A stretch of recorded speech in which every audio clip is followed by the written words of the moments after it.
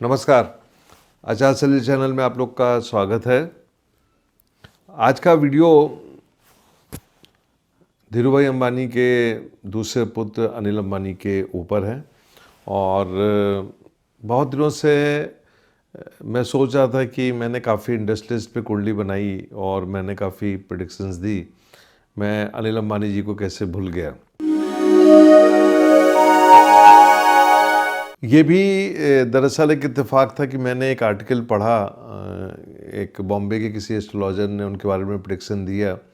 तो मैं उस आर्टिकल को पढ़ने के बाद सोचने लगा कि अनिल अंबानी की ये कुंडली तो नहीं है, तो गलत कुंडली से विवेचना क्यों हो रही है, क्यों प्रेडिक्शंस दी जा रही है। तो ये दिमाग में आया क्योंकि मैं अनिल अंबानी की कुंडली में पिछले 3 साल से बहुत क्लोजली मैं वॉच कर रहा था, क्योंकि अनिल अंबानी की कुंडली में और अदानी की कुंडली में कुछ दोनों की कुंडली में आपस में एक सामंजस्य है। तो ये कभी अगले वीडियो में बताऊंगा कि वो सामंजस्य क्या है। लेकिन अनिल अंबानी की कुंडली में जब मैंने बहुत ध्यान से इस पर रिसर्च करना शुरू किया तो मुझे, देखिए दुनिया में सबको मालूम है और गूगल में पूरी इन्फॉर्मेशन है कि 1985 से लेके 2003 तक जब इनके ऊपर राहु की महादशा थी, उस ज़माने में कैसे कंपनी आगे जा रही थी। और इसके बाद मोबाइल फ़ोन भी आया रिलायंस का, और 2003 के बाद जब गुरु की महादशा शुरू हुई, जो कि 2003 से 2019 के बीच की दशा, इसमें परिवार में बहुत अप एंड डाउन्स आए और अनिल अंबानी जी पॉलिटिक्स में भी आए उस दौर में, फिर पॉलिटिक्स छोड़ के वो चले भी गए। खैर, राजनीति में जो आने का जो उनका फैसला था वो मैं एस्ट्रोलॉजिकली बोलूँ तो गलत फैसला था। यदि वो खाली बिजनेस पे फोकस करते तो जो समस्याएं हुई थी वो समस्याएं उनको ना होती। तो 2003 से 2019 का जो पीरियड था वो गुरु की महादशा का पीरियड था। और मैं अक्सर अपने दोस्तों को बताता हूँ कि जब भी कोई ग्रह वक्री होता है वो जीवन में बहुत ही अप एंड डाउन लाता है, जीवन में ऊपर उठाएगा और नीचे गिरा देगा। और इनकी कुंडली में 3rd हाउस में जो राहु है, वो राहु जो है वो अक्सर जब हम दोस्तों के बारे में बात करते हैं तो 3rd हाउस को देखते हैं, 5th हाउस को देखते हैं, 9th हाउस को देखते हैं कि व्यक्ति के फ्रेंड सर्किल कैसा है। और फिर हम वीनस को देखते हैं, मार्स को देखते हैं, प्लैनेट्स को एक बार उसको प्रॉपर एग्जामिन करते हैं कि प्लैनेटरी पोजीशंस क्या होती है। तो मैंने इस कुंडली पे बहुत रिसर्च किया और इस रिसर्च करने के बाद 2007 पे मैंने फोकस किया। 2007 में इनकी कुंडली में वक्री गुरु की महादशा जो थी उसके 4 साल निकल चुके थे। और ये वक्री गुरु जो है वो अपने ही नक्षत्र में जाके बहुत पावरफुल है। पावरफुल होने से क्या होता है कि वो निगेटिव भी देगा और पॉजिटिव भी देगा।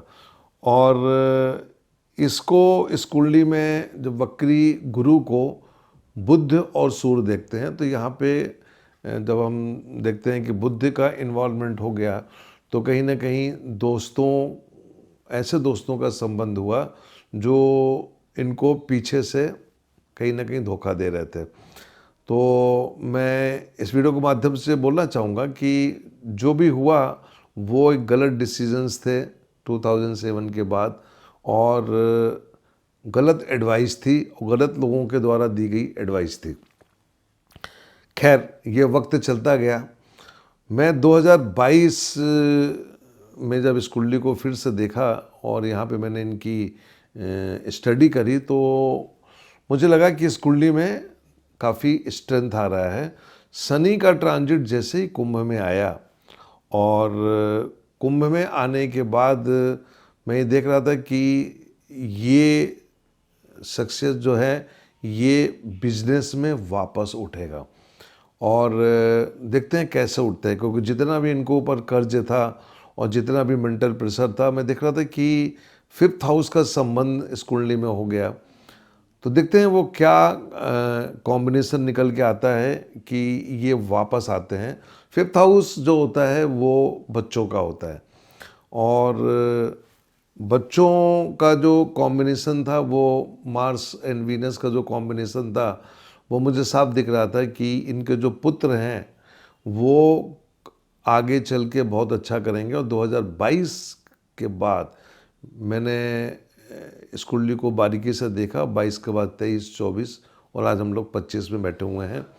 और ये मैं समझता हूँ कि जितनी भी इनकी समस्याएं थी उससे ये निजात पा चुके हैं।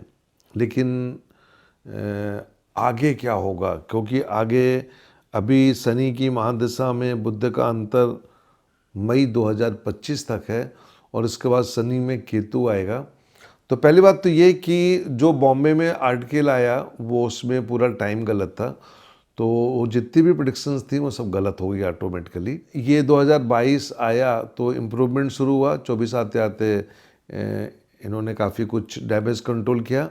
और दरअसल इनकी कुंडली में डैमेज कंट्रोल करने का जो टाइम है वो अप्रैल 2025 तक है। तो जितने भी डैमेज होंगे वो कंट्रोल होंगे और पूरा सपोर्ट जो होगा बच्चों का होगा। तो लीडरशिप जो होगी अब वो बच्चों की आ गई, और एज अ फादर वो बच्चों को गाइड करेंगे। लेकिन आगे क्या होगा, क्योंकि आगे बहुत इम्पॉर्टेंट है कि 2029 से 2038 तक जो ये शनि की महादशा है, और ख़ास तौर से शनि में केतु, फिर शनि में वीनस। शनि में वीनस 2026 से 2029 है, और शनि में वीनस जो है मेरे हिसाब से दुनिया चाहे कुछ भी बोले, ये पर्सनालिटी वापस उठेगी with the support of kids. बच्चों के सपोर्ट से ये पर्सनालिटी वापस आएगी बिजनेस की दुनिया में। और जिन लोगों ने इनको डैमेज किया वो अल्टीमेटली कहीं ना कहीं जाके वो भी उसी दौर में जाएंगे जिस दौर में ये गए थे। क्या करना है, क्योंकि मुझे मालूम है जब मेरा ये वीडियो रिलीज़ होगा तो जाहिर है कि जैसे मेरे पास भी वीडियोज़ आते हैं डायरेक्ट इनडायरेक्टिव, उधर भी डायरेक्ट इनडायरेक्टली जाएंगे। तो जब शनि की महादशा में केतु आएगा मई 2025 से, तो शनिवत राहु और कुजवत केतु, केतु यहाँ पे मंगल है। और मैं यहाँ पे बहुत निगेटिव तो नहीं बोलूँगा, मैं बोलूँगा कि केतु कुछ नया कराएगा और कुछ नए बिजनेस की तरफ भी ये जाएंगे शनि में केतु में, मतलब 25 से 26 के बीच में। लेकिन जो कुछ भी करना है उसकी प्लानिंग अप्रैल 2025 के पहले कर लें। इसके बाद जब शनि में वीनस आएगा, ये बड़ी ही पेकुलियर महादशा होगी, बहुत ही पेकुलियर महादशा। शनि में वीनस ज्योतिष में ऐसी दशा होती है जो जीवन में बहुत परिवर्तन लाती है, बहुत ऊंचा ले जाती है, बहुत नीचा गिराती है। तो ये शनि में वीनस जो होगी ये इस कुंडली में इनको वापस उठाएगी।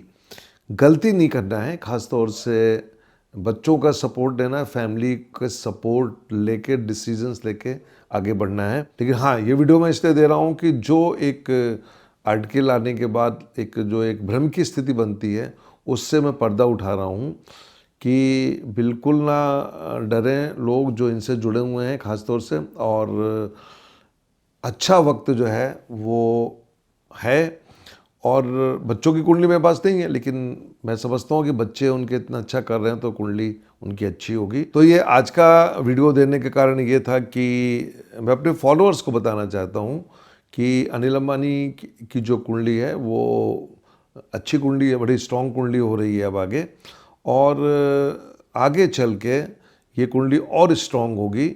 बस इनको अपने ऐसे दोस्तों से बचना है जो उनको धोखा दे सकते हैं, अच्छे लोगों से एडवाइस लेनी है और आगे काम करना है जिससे लोगों का भला हो सके।